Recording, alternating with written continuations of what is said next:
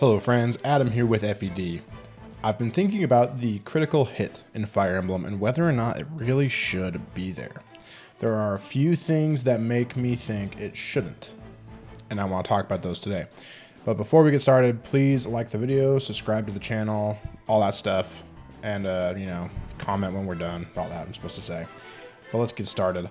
So, critical hits. Everyone likes them. You know, they're the big flashy numbers that make us all feel good about ourselves when they happen, right?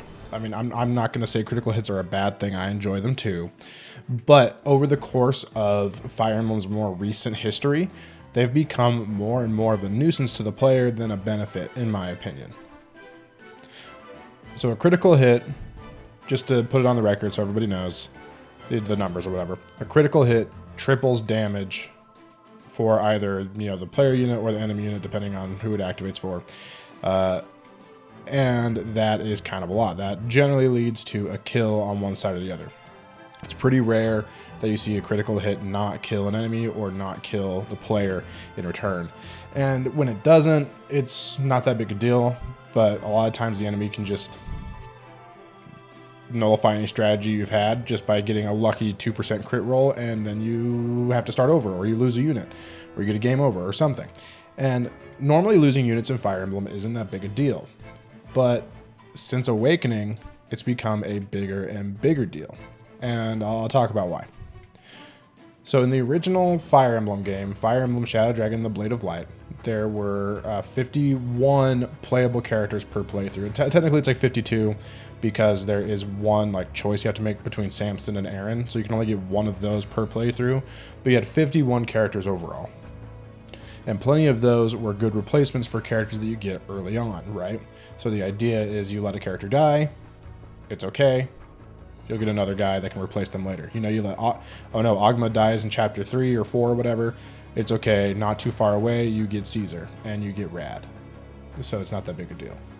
It hurts a little bit, it's definitely, they're not as good as Ogma, but they're serviceable, right? Gaiden is kind of an outlier here where there's only 32 playable. Mystery of the Emblem had 47 in book 1 and 45. Genealogy of the Holy War, again, another outlier with 24 and 25 in the separate generation, so it's about 50.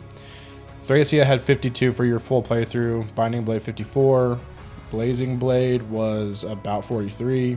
Sacred Stones, again, another outlier at 33, which is one reason I don't like this game as much as others. Path of Radiance is 47.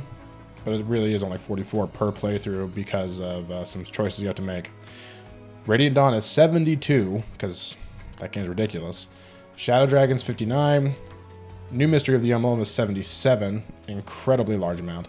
Awakening, this is where we start to see the dip, right? Awakening is 49. Fates is 41 in Birthright, 40 in Conquest, and 66 on Revelation. So that one's a bit of an outlier as well, as far as what I'm going for here. And then 3 Houses is a little less than 40. A little less than 40. So, the size of... And in 3 Houses, it's a little less than 40, but also on any given playthrough, you're only going to get one of the Lords. And then, Dedue and Hubert and Gilbert are house exclusives. And Hilda is partially, partially exclusive. Can't be played on Crimson Flower. And Cyril and other ones, there's other ones that can't be in every route. So you're not going to be able to have every single character in every playthrough. It's going to be a lot less, right? I feel like normally you end up with anywhere between 20 and 25 units in a usual 3 Houses playthrough.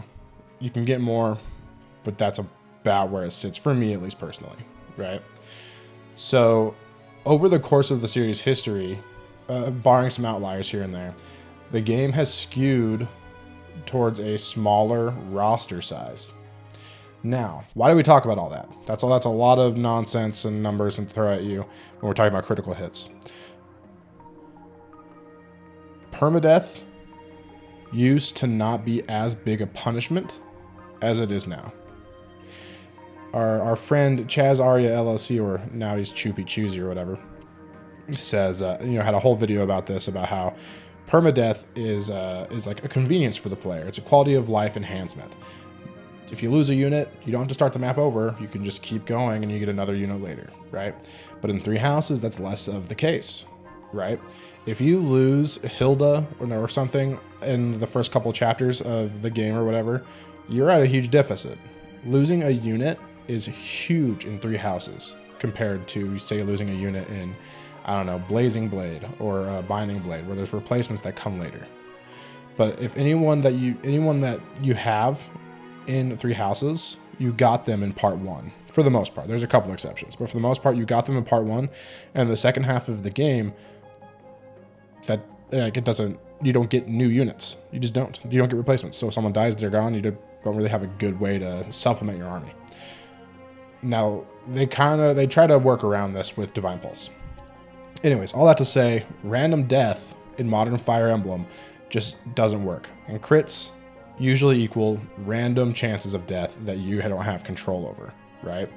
So a crit from an enemy is devastating. A crit from the player is just kind of a fun happenstance. It's kind of like, oh, that's cool, but you usually don't count on it unless you have a specific crit build.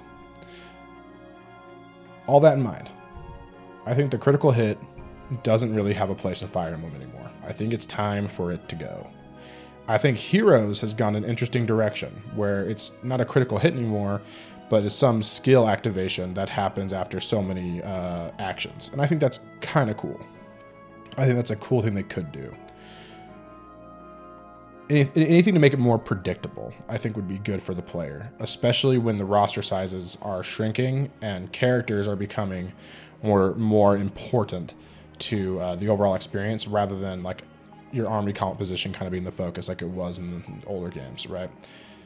So these are just like maybe shower thoughts. I don't know. Things I've been thinking about here and there for Fire Emblem.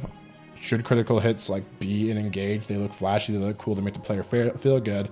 But how often during your playthrough are you going to be frustrated by that critical hit? Now, I had the thought maybe you make critical hits player only.